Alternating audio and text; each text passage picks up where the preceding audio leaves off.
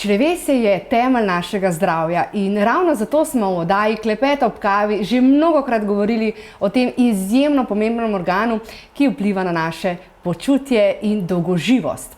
Danes pa je v naši družbi Ana Plešec, holistična zdravstvena trenerka in zeliščna terapevtka, ki nas bo spomnila, kako pomemben je ta organ. Ana, lepo pozdravljena.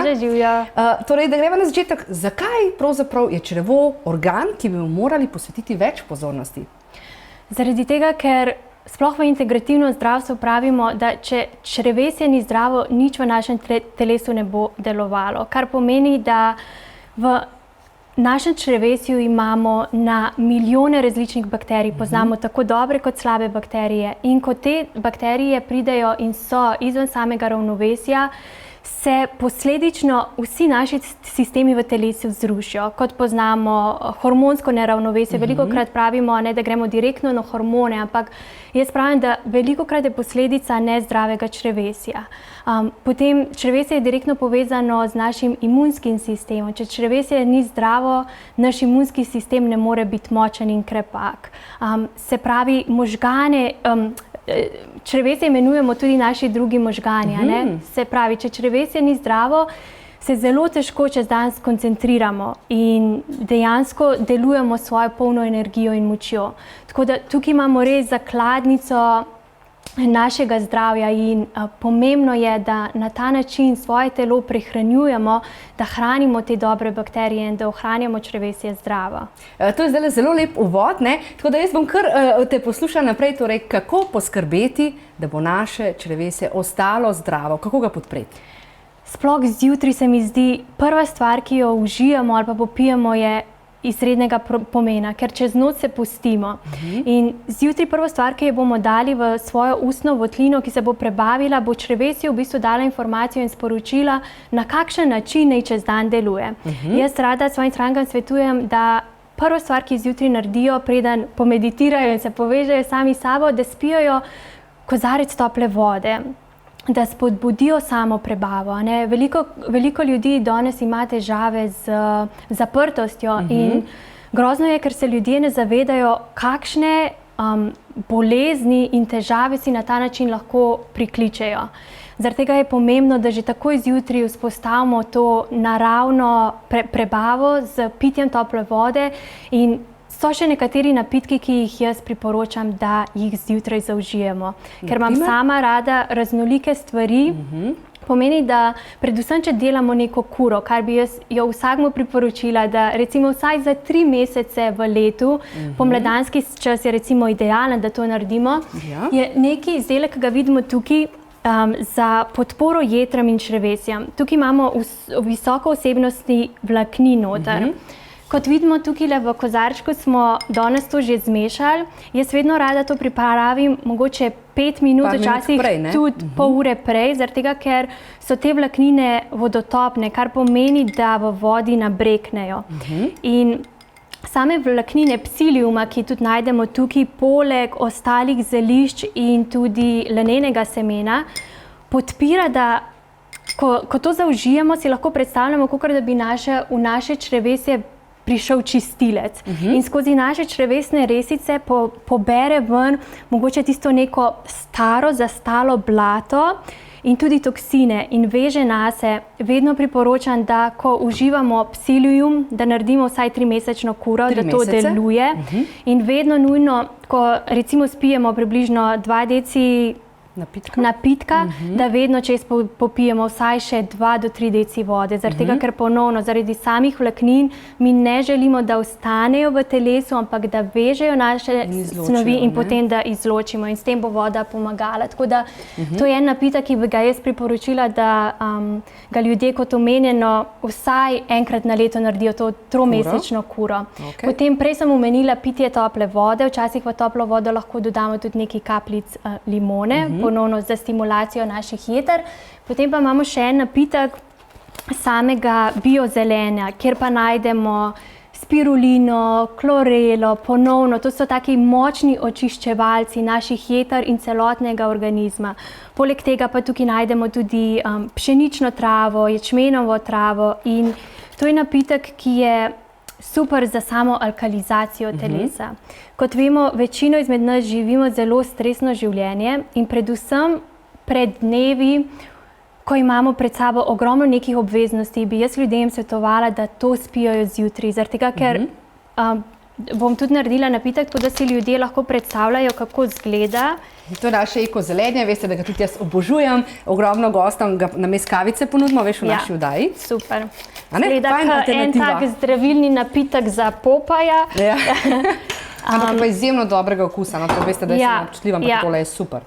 Res tudi otrokom ni težko spiti. Jaz bi tudi to otrokom priporočila, sicer v manjših količinah, ampak če jim lahko zmešate nekam, kjer niti ne bojo opazili, kar ne bojo. Ker barva otrokom ni preveč zelena, se to veste, ne, ampak se da to fajn zakriti. In tudi prav lepo diši.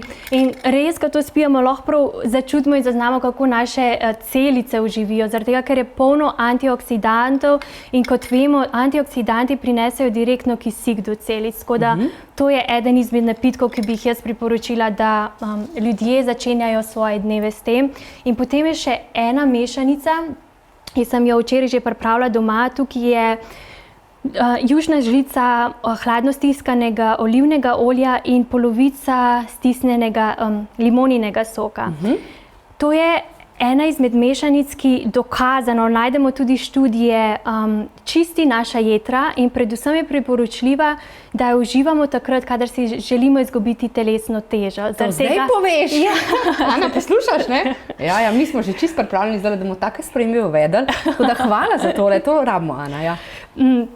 Super je zaradi tega, ker seveda limona in vitamin C, ampak tudi olivno olje skupaj v sinergiji v bistvu tvorita posebno snov, ki telesu v bistvu tudi dajeta občutek sitosti. In kot že preomenjena, čistita tudi jetra in poskrbita, da se nam skozi dan ne dviguje sladkor v krvi oziroma da nimamo tega nihanja. Tako da to je še en napitek, ki bi ga jaz tudi svetovala ljudem, da zjutraj začnejo svoje dni. Torej ti malo kombiniraš, ne? Ja. Lahko tudi več recimo stvari na dan v teh treh, kar si zdaj predstavljaš? Lahko, ampak recimo jaz, če bi jemala in ko jemljem sam napitek, se pravi za čiščenje jeter in črevesja, bi 3 mesece ostala samo na tem. Oziroma, tudi ko pijemo samo biozelenje, želimo to spiti recimo v razmaku vsaj 1 ure. Zaradi tega, ker psilium... Torej tole počisti, potem pa nahranimo v bistvu.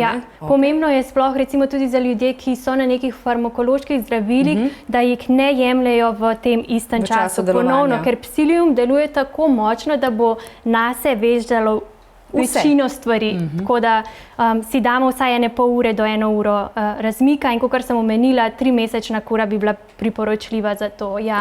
Torej dopolnila sva zdaj nekako obdelali. Kaj pa hrana kot hrana?